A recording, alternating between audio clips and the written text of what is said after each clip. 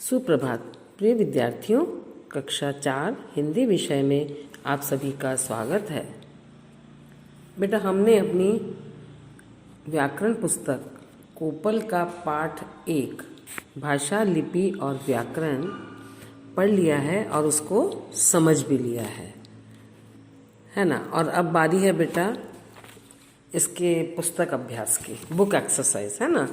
इस पाठ में हमने पढ़ा भाषा विचारों को व्यक्त करने का साधन है।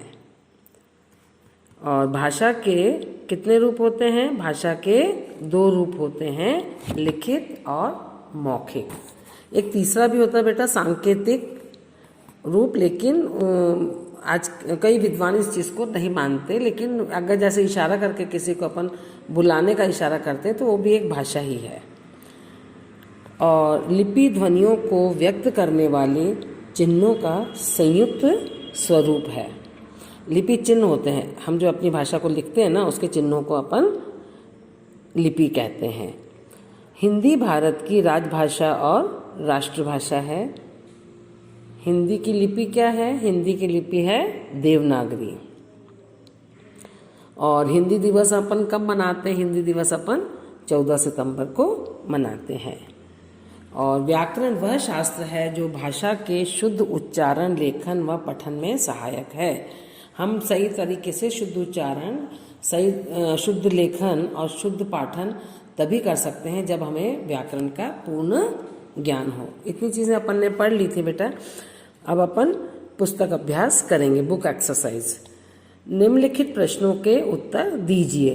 पहला प्रश्न है क वाला, भाषा किसे कहते हैं? इसका उत्तर है भाषा विचारों को व्यक्त करने का सशक्त साधन है।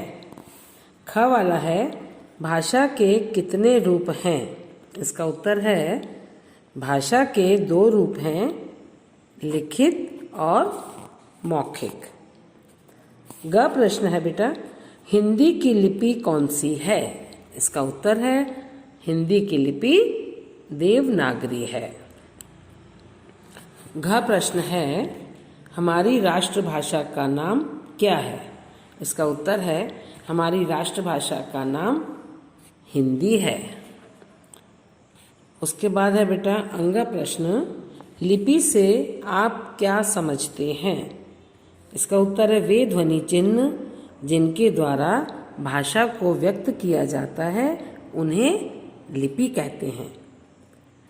च प्रश्न है हिंदी और गुजराती की लिपि में क्या समानता और क्या भेद है? हिंदी और गुजराती दोनों की लिपि कौन सी है बेटा? देवनागरी। लेकिन गुजराती में हिंदी की तरह शिरोरेखा नहीं लगाते। शिरोरेखा माने शब्द लिखने के बाद अपन ऊपर लाइन खींचते हैं ना, उसको शिरोरेखा कहते हैं। हिंदी में तो अपन ऊपर पूरी लाइन खींचते हैं, लेकिन गुजराती जो है उसमें अपन ऊपर लाइन नहीं खींचते हैं। 6 है हिंदी दिवस कब मनाया जाता है? इसका उत्तर है हिंदी दिवस 14 दिसंबर को मनाया जाता है। अब है प्रश्न 2 क, निम्न प्रदेशों की भाषाएं लिखिए। अब प्रदेश है असम, असम की भाषा है असमिया। और कर्नाटक की भाषा है कन्नड़। केरल की भाषा मलयालम। और पंजाब की भाषा पंजाबी। अब इसका ख प्रश्न है निम्न देशों की भाषाएं लिखिए। जर्मनी में कौन सी भाषा है? जर्मन। और फ्रांस में फ्रेंच।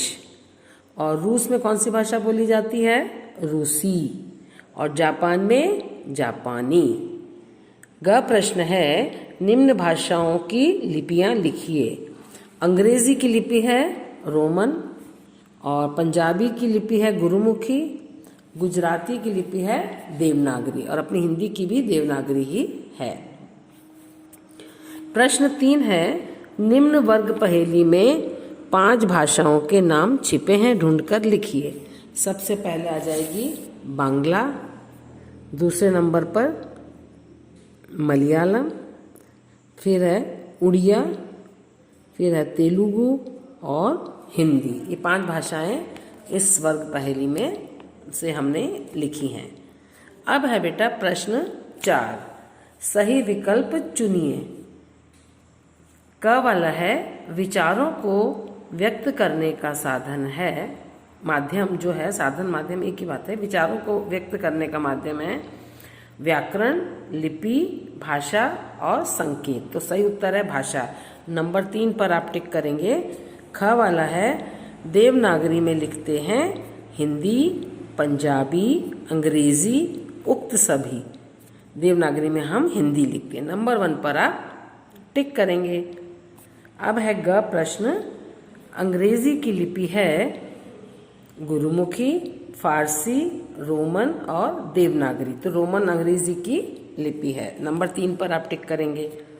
घ है व्याकरण सहायक है शुद्ध लेखन में, शुद्ध उच्चारण में, शुद्ध पढ़ने में और उक्त सभी। इन सही बात है। व्याकरण जो है, व्याकरण के द्वारा ही हम शुद्ध लेखन कर सकते हैं, शुद्ध उच्चारण कर सकते हैं और शुद्ध पढ़ भी सकते हैं। तो इन सब चीज़ों की सही तरीके से लिखने के लिए, बोलने के लिए और पढ़ने के लिए हमें व्याकरण की ज़रूरत होती है। तो ये बेटा हमारी आज की कक्षा यहीं समाप्त होती है। ये पाठ हमने पढ़ लिया है, इसकी बुक एक्सरसाइज भी कर ली है। अब आपका गृह कार्य यही है कि आप अपनी जो कोपल पुस्तक है उसमें इस पाठ की बुक एक्सरसाइज कंप्लीट करेंगे और हमें भेजेंगे। और याद भी करना है बेटा आपको, है ना। धन्यवाद।